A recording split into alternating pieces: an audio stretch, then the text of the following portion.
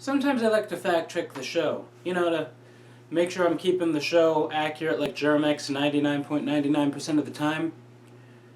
However, when referring to last week's video, I can't stand by that comment because last week I pulled a Brian Williams and misremembered how many episodes I've done. Now, yeah, I have it right here. It's mistakes like these that get you replaced with an even cooler anchor named Lester Holt. Thank goodness I'm my own producer if that's the case.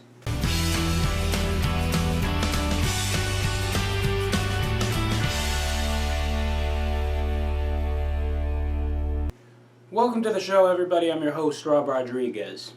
History. It's been pretty good to us. We've had moments that, no pun intended, made history.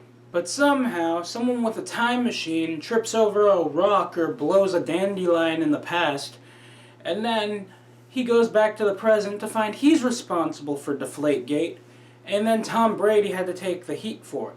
I don't know. It would be kind of ironic if the guy who went back in time was a Seahawks fan. But yeah, your plan kind of blew up in your face, if you think about it. Think of a time machine as a washing machine. There is no softener strong enough to really fix the fabric of time. I mean, if time travel were real, anybody who can afford it will have a DeLorean or a TARDIS in their yard somewhere. Which, if you ask me, best lawn ornaments ever. Speaking of DeLoreans, a few months ago I was at a place, and then I see these pretty interesting guys. I start a conversation with them, and then somehow in the conversation, it came up to ask, so where are you guys from? Their response to me, I'm not sure if they were crazy or not, but their response to me was legitimately, we're from 1985, and we're on vacation. That was the weirdest October 21st of my life. Of course, time travel is fictional. It's used to boost ratings and get people reading. However, there is one way time travel can exist.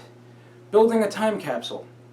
However, I wouldn't recommend it because think of a time capsule as a savings bond. You know you have one, but you also know you can't have access to it for a long period of time. We've got a great show. When we come back, what if all appliances were at the push of a button?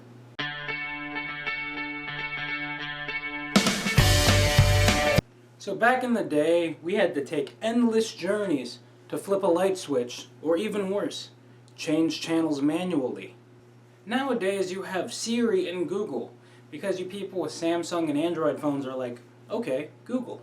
Speaking of which, I don't understand the whole concept of tapping phones to send things. I mean, what if your friend didn't wash their hands? Anyway, back to what I was saying.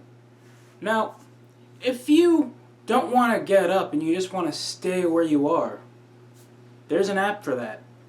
About 75% of everyday things are now at the access of your pocket. Your front pocket, of course, not your back pocket. Because if you shove your phone in your back pocket, you might as well get a big sticker that says, "Please steal me." I'm sure they sell those at Spencer's Gifts or something. I would like to pitch something to developers and any sharks watching this broadcast right now.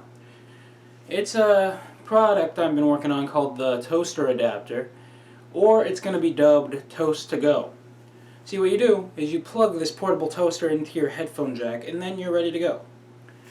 It's still in the embryo stage, however, and you can only do one slice at a time. Can't go over 5. And you gotta substitute bread for a graham cracker. But either way, it's still a great idea.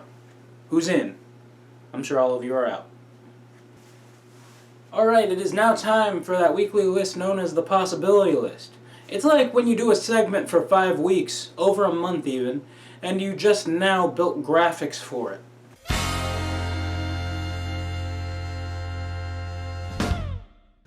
Alright, so this list is titled 5 Rejected Movie Sequels.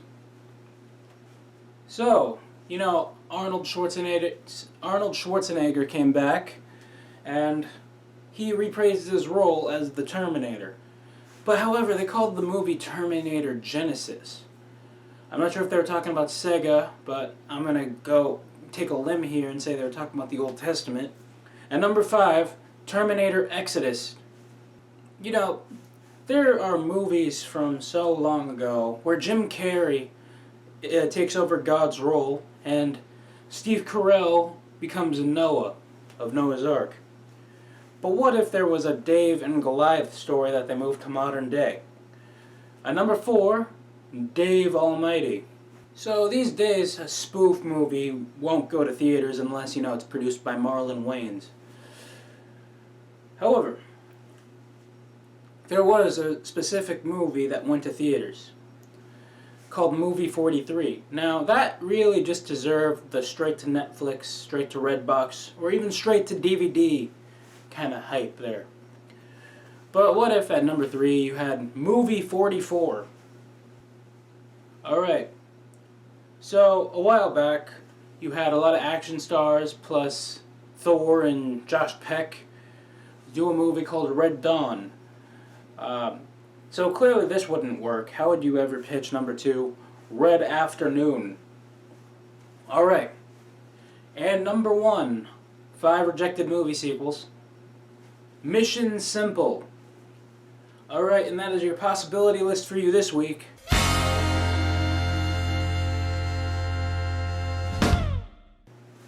So, I like advertisements, and sometimes I like to put my own twist on them.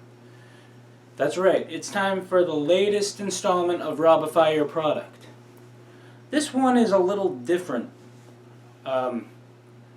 It's kind of like one of those raising awareness ads about any sort of epidemic coming out.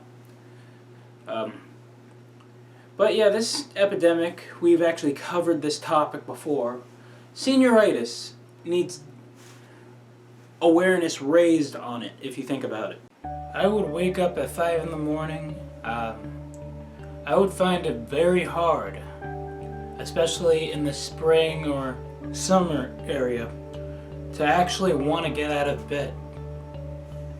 If that's not worse, I found it difficult to even want to take care of my morning routine. Some mornings I just left wearing what I slept in, and pants.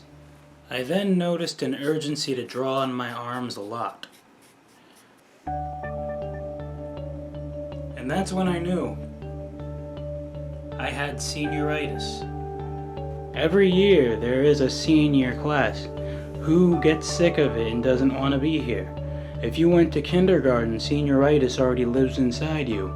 It spreads. It's genetic. It doesn't go away until May, or at least till summer is mid-started. Consult your doctor, close friends, or anybody who's left that cares about what you're talking about and complaining about. Senioritis needs to stop. The funny thing is, I did a very miserable episode back in June where I just graduated. So, it makes no sense to... I should have done a sketch like that back in June, but Robify was still in the embryo stage. Well, anyway, that is the show for you this week. You know to follow me on social media. Until next time, this is Rob Rodriguez saying, please enjoy the pre-selected clip I chose for your viewing pleasure, which we are now dubbing as From the Vault. And I'll see you next time. Alright. But now I am all yours, YouTube. I am all yours at the moment, because nothing really needs to be in the way. Especially because on Twitter I hit you with, I'm returning February 15th. The day after Valentine's Day, which clearly I did not forget about at all.